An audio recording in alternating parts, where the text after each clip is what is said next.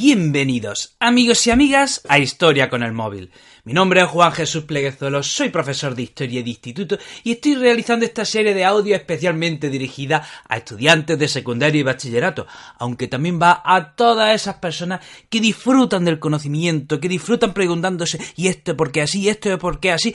Que siempre encuentran placer descubriendo cosas nuevas, esa gente que guarda en sí un espíritu humanista. Este programa también va para todos ellos. Antes de empezar con el programa, este episodio está patrocinado por la Academia de Marketing Online Boluda.com, una academia en la que por 10 euros al mes tienes acceso a más de 200 cursos en los que puedes aprender todo lo necesario para montar tu negocio online. ¿Que quieres aprender a hacer páginas web? Puedes aprender a hacer páginas web. ¿Que quieres aprender sobre diseño? Tienes cursos de diseño. ¿Que quieres aprender a editar tu vídeo? También. ¿Que quieres aprender a hacer un podcast? También.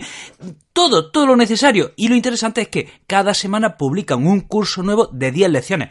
Muy sencilla, muy clara y muy directa. Yo siempre digo que esta academia es como una universidad online donde tú eliges tu itinerario y todo por 10 euros al mes. Tremendo, ¿eh? Si dicen que el conocimiento es poder, vamos, lo que tienes acceso por estos 10 euros es increíble.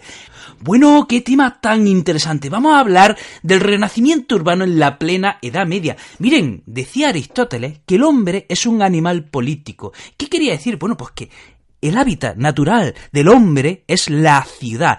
Decía Aristóteles que el hombre ha nacido para estar en sociedad y la expresión máxima sin duda alguna es la ciudad. ¿Y qué tema tan interesante? Porque vamos a ver cómo la ciudad en un momento determinado desaparece y surge en el mismo territorio 5 o 6 siglos después.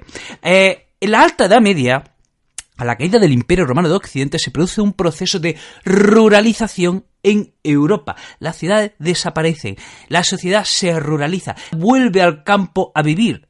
Y a la caída del Imperio Romano en Occidente se produce, la implantación de una serie de reinos germánicos que, oye, poco tenían con lo que comerciar. O sea, estos reinos germánicos no habían creado industria, por lo tanto no tenían con qué comerciar. Apenas tenían madera, armas, esclavos, por lo tanto no había comercio, por lo tanto no había artesanía, por lo tanto no había industria, por lo tanto no había comunicación, etcétera. Sin embargo, al otro lado del Mediterráneo tenemos dos grandes civilizaciones esplendorosas, ricas, desarrolladas.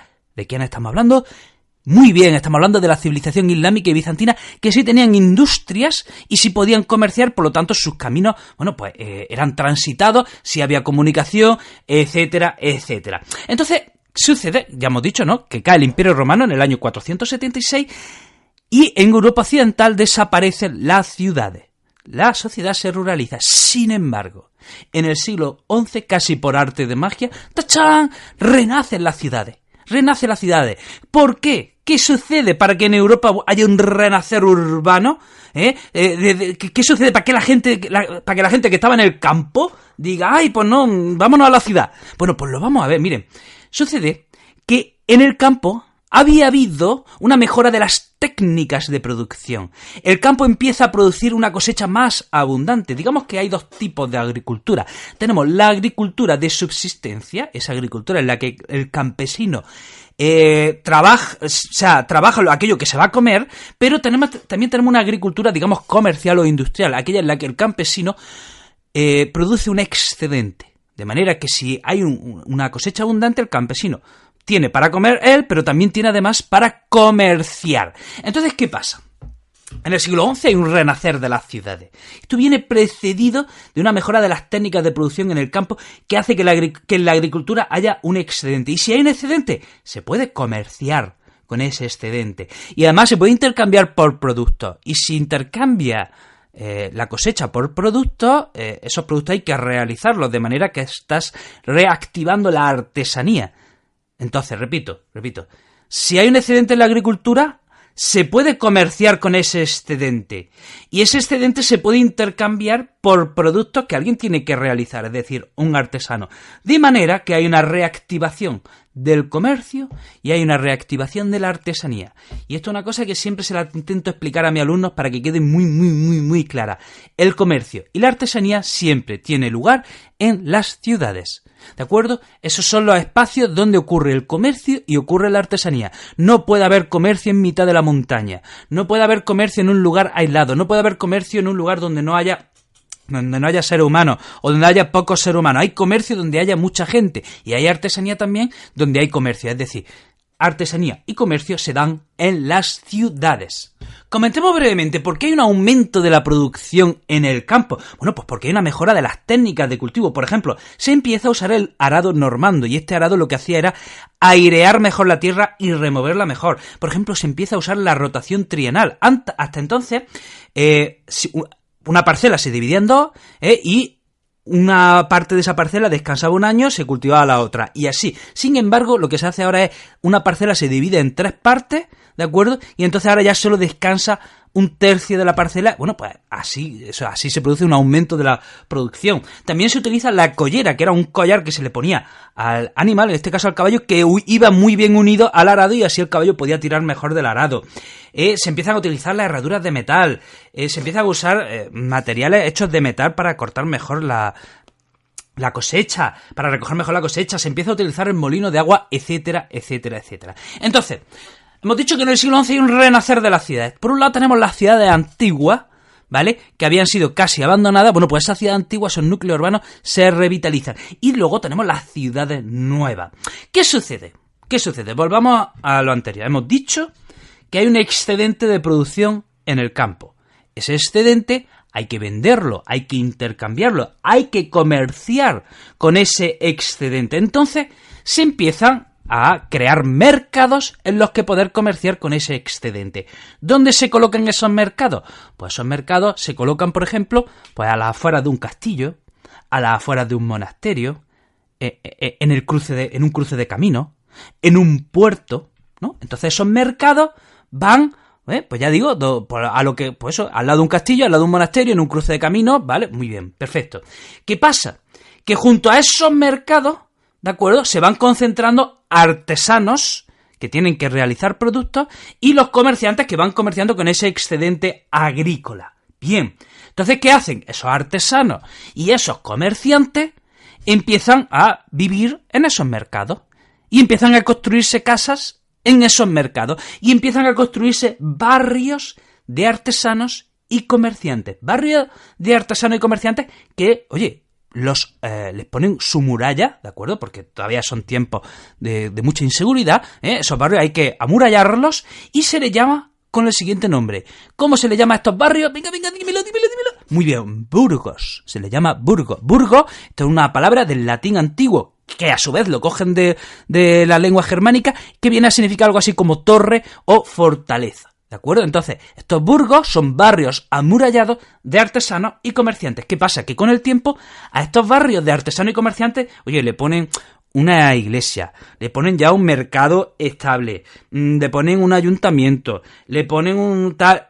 Y ya, ¿cómo les llamamos? Les llamamos ciudades, ¿de acuerdo? Pero en principio a estas aglomeraciones urbanas les llamamos burgos. Por eso hay tantas ciudades en Europa que tienen ese término en el nombre. Por ejemplo, en el norte de Europa, Estrasburgo, Friburgo, Hamburgo, Salzburgo. En Francia, mi francés es pésimo, pero hay muchas ciudades en Francia también que tienen ese sufijo burg incorporado al nombre. En España también tenemos una ciudad directamente que se llama Burgos. Y en inglés también hay muchas ciudades que tienen el término de borough incorporado a su nombre. Pues ese es el origen de todas estas ciudades. Esas aglomeraciones de comerciantes y artesanos en torno al mercado, que se quedan ahí a vivir, que les ponen su muralla, pero que van creciendo y ya acaban formando ciudades propiamente dichas. Y a la gente que vive en esos burgos, en esas ciudades, les llamamos burguesía, Y esta es esa nueva clase social que va tomando más y más protagonismo a lo largo de los siglos.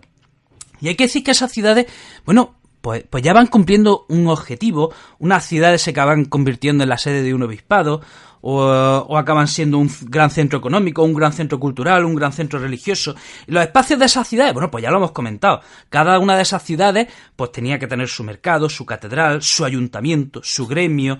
Algunas tenían universidades, podían tener también un hospital, etcétera. Luego cada una de esas ciudades, pues tenían sus barrios, y en esos barrios vivían los artesanos de un determinado oficio, Todos los artesanos que hiciesen el mismo oficio vivían en un barrio juntos, o también había barrios que pertenecían a una distinta minoría, y más o menos las ciudades podían tener entre 15.000 y 50.000 habitantes. Y ahora vamos a hablar de un tema, Buah.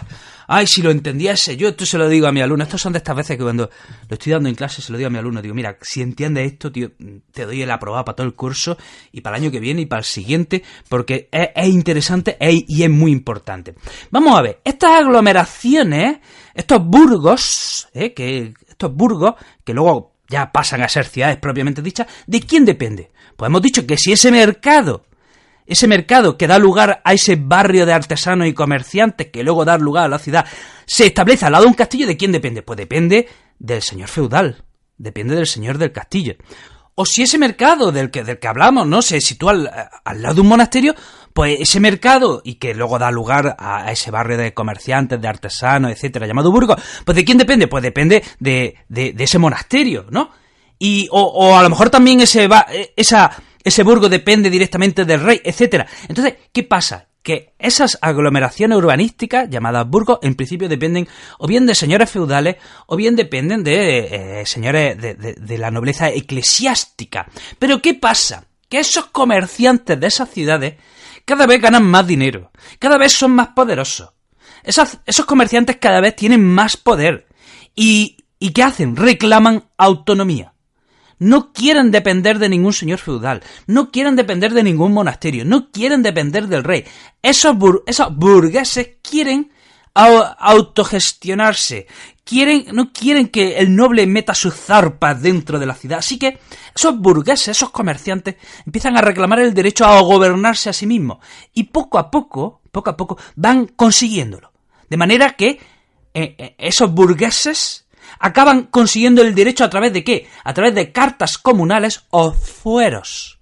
Repito, esas cartas comunales o fueros que eran concedidas por el rey les daba derecho a esos comerciantes a gestionarse a ellos mismos, a que no hubiese ningún noble o ningún obispado o ningún señor eclesiástico a meterse en la ciudad y gobernar ellos y llevárselo todo. No. A partir de ahora, en esa ciudad gobernarían los mismos comerciantes. Entonces, ¿qué pasa? Que cuando esos burgos consiguen esas cartas comunales o fueros, forman un consejo comunal para gobernar la ciudad. Y ese consejo comunal era elegido por los ciudadanos.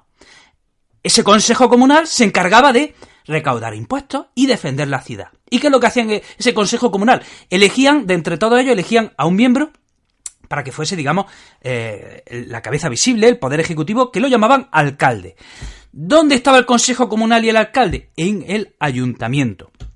¿Qué pasa? Que con el tiempo, todos los que forman parte del consejo comunal o son alcaldes, acaban siendo elegidos entre las familias más importantes de la ciudad y forman una especie de patriciado urbano. Es como una especie de nobleza, como una aristocracia urbana, ¿vale? Que, bueno, pues acaba tomando el poder de la ciudad. Entonces, es interesante, ¿no?, cómo estas ciudades consiguen su independencia de los nobles, de la iglesia, y acaban siendo como un espacio de libertad. Pero de alguna manera en la mayoría de Europa estas ciudades, bueno, pues siempre tuvieron por encima al rey, ¿no?, al rey del reino. Sin embargo, hubo un territorio donde esas ciudades consiguieron una independencia total, absoluta. ¿Alguien me sabe decir en Europa donde las ciudades se independizan por completo, en este caso del emperador?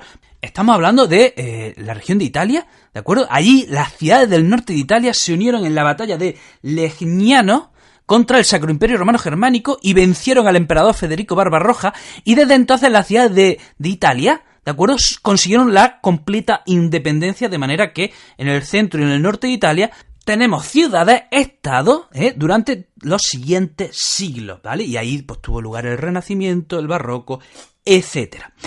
Bueno, y vamos a hablar ahora, bueno, pues ya hemos hablado un poco de la burguesía y ahora vamos a hablar de los artesanos y de los gremios. Los artesanos tenían su taller, que solía ser su vivienda, y los artesanos que realizaban una misma tarea se agrupaban en gremios. ¿Cuál es el problema? Que los gremios controlaban todo el proceso de producción. Los gremios controlaban, pues, ya sea el precio de los materiales, el precio de venta, quién entraba al gremio, quién podía dedicarse a esa tarea, etcétera, etcétera. Pero ojo, los gremios también protegían a sus miembros. Dentro del gremio había 3 categorías: el maestro, el oficial y el aprendiz. El maestro, digamos, era el dueño del taller, y para ser maestro tenía que hacer un examen donde realizase una obra especial, una obra única. El oficial, digamos que era el empleado que tenía un sueldo, ¿no?, el empleado del maestro. Y luego estaba el aprendiz, que no tenía sueldo, pero que estaba aprendiendo el oficio. Y ahora, vamos a hablar ahora del auge del comercio. Vamos a ver, ¿por qué? Volvamos al siglo V, caída del Imperio Romano, 476 después de Cristo. ¿Qué sucede? Bueno, ahí ya hemos dedicado varios podcasts a este tema. Pasó que, por ejemplo, la inseguridad que se crea hace que no haya comunicación entre ciudades. ¿De acuerdo? Estamos hablando del siglo V, en la caída del Imperio Romano. La inseguridad hace que no haya comunicación entre ciudades. ¿Por qué? Porque si vas por un camino a otro te pueden asaltar, puedes sufrir un ataque, te pueden robar, de manera que dices, pues no viajo. Muy bien. ¿Qué pasa? Que si hay inseguridad en los caminos, no hay transporte de mercancía. Y si no hay transporte de mercancía, no hay comercio. Y si no hay comercio, no hay artesanía. Y si no hay artesanía, ¿de qué vive en la ciudad? ¿De qué vive? Entonces, la inseguridad hace que se vaya el comercio al traste. Y el hundimiento del comercio hace que las ciudades también desaparezcan. Y esto pasó en el siglo V con la caída del Imperio Romano de Occidente. Y ahora, bueno, pues tenemos el efecto contrario. Estamos en el siglo XI, de nuevo las ciudades renacen. ¿Y por qué no nacen las ciudades? Entre otras cosas, hay un aumento, ya lo hemos dicho, de la producción agrícola. Pero es que también hay seguridad en los caminos. La estabilidad política hace que los caminos sean transitables. Y si los caminos son transitables y son seguros, bueno, pues podemos mandar mercancías de un punto a otro para poder intercambiarla y poder comerciar. Se descubren minas de plata. Eso hace que haya más dinero para comerciar. Además, ya hemos dicho el tema de la estabilidad política. Entonces tenemos, por un lado, el comercio local, pues que se da en los talleres de los artesanos y en los mercados, y también tenemos el comercio de larga distancia. Y tenemos que destacar las ferias que había en una región de Francia. Por favor, no os riáis de mi francés, que te estoy oyendo. No te rías de mi francés, ¿vale?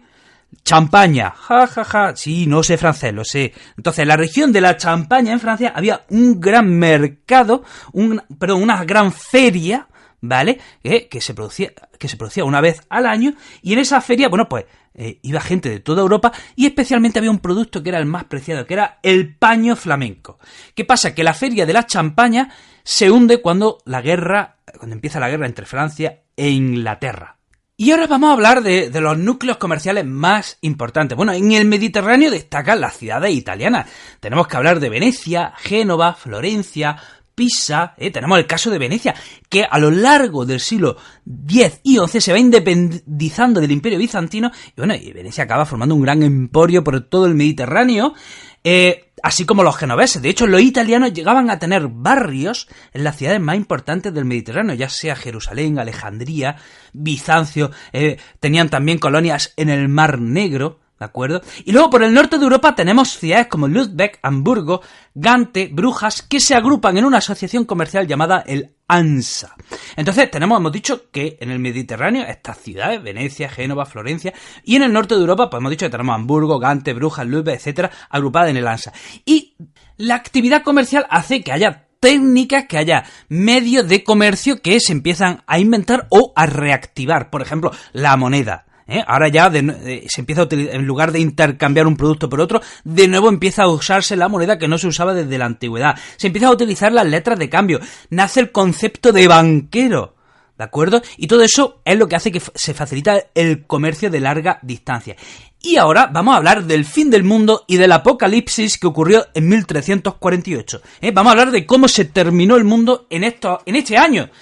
Bueno, vale, no se terminó el mundo, de hecho estamos aquí, pero yo creo que para los europeos de entonces les pareció algo así, les tuvo que parecer el fin del mundo, porque vamos a hablar de la peste negra. Miren, ¿qué pasa? Bueno, es fantástico, ¿no?, el renacer de las ciudades. Yo estoy de acuerdo con Aristóteles. El hombre es un animal político y ese es nuestro hábitat natural, la ciudad, el núcleo urbano. Pero fíjense, aquí esto trae una gran desventaja. Ha traído una gran desventaja sobre todo a lo largo de la historia, y es que la aglomeración humana facilita el contagio de enfermedades. Y entonces, ¿cuál fue la gran enfermedad que arrasó por esta fecha? La peste negra. La peste negra parece que nace en el centro de Asia, parece que la trae una rata doméstica y hace que, bueno, pues la peste negra se expande por toda Asia y llega hasta Europa. Se dice que la peste negra entra en Europa a través del Mar Negro. En el Mar Negro había una colonia genovesa, Ya hemos nombrado a Génova como importante ciudad comercial. Bueno, pues los genoveses llegan a tener una pequeña colonia en el Mar Negro, y esta colonia, que se llama Cafa, está en guerra contra los tártaros. Vale, ¿qué pasa? Que los tártaros intentan asediar la ciudad. No pueden con los occidentales. ¿Qué es lo que hace? Que los tártaros, que ya habían sufrido la peste negra, cogen cadáveres infectados de peste negra y los lanzan dentro de las murallas de la ciudad de Cafa. Y parece que esta es una de las puertas de entrada de la peste negra en Europa. Atención, la peste negra se carga a un cuarto de la población europea. Hay historiadores que dicen que no fue un cuarto de la población europea, que se llega a cargar a un 40% de la población europea. Algunos historiadores dan la siguiente cifra: dicen que habría unos 50 millones de habitantes en Europa y que la peste negra mató a unos 20 millones, nada menos, ¿de acuerdo? Y esto ocurrió en torno el primer brote fue en 1348, y luego hubo varios rebrotes a lo largo de ese siglo y del siguiente. Bueno, hasta aquí el programa de hoy. Espero que te haya resultado interesante. Recordemos que este episodio ha sido patrocinado por la Academia de Marketing Online Boluda.com. Te dejo el enlace en las notas del programa. También que tengo muchos proyectos relacionados con la educación, que si quieres estar al tanto de todo ello, sígueme en mis redes sociales. Estoy en todos lados. Estoy en YouTube, con el Profesor Inquieto, Instagram, el Profesor Inquieto, Facebook, Juan Jesús Pérez, los TikTok, el Profesor Inquieto, Twitter, el Profe Inquieto. Estoy en todos lados. Bueno, y si quieres sígueme, y si no quieres no me sigas, que tampoco pasa nada. Que te mando un abrazo enorme, que espero que seas súper feliz, y que nos vemos en el próximo episodio. Chao.